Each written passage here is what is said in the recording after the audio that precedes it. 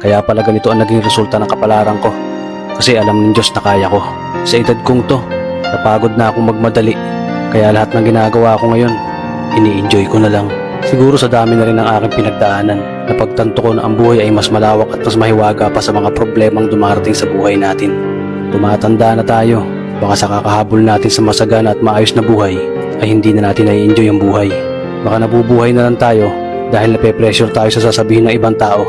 Marami na rin akong mga naging maling desisyon sa buhay, pero lahat yun nagsilbing aral sa akin at natuto ako sa mga pagkakamali ko. May mga taong sobra nating mamahalin at bibigyan ng halaga, pero ibabalik lang sa atin ay kabiguan at matinding trauma.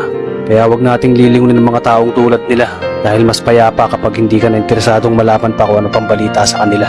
At wag mong idepende ang sarili mo sa kahit kanino. Tandaan mo, kahit sarili mong anino, iiwan ka din nito kapag madilim na ang paligid mo. Kailangan natin matutunan na huwag ikumpara ang sarili natin sa iba dahil hindi natin laban ang laban nila. Karera mo to, di nila karera. Dahil ang buhay ay hindi naman nasusukat sa kung sino ang mayaman, kundi kung sino ang payapa. Kaya galingan mo lang palagi tol dahil napakaraming tao mapanghusga, hihilahin ka pababa.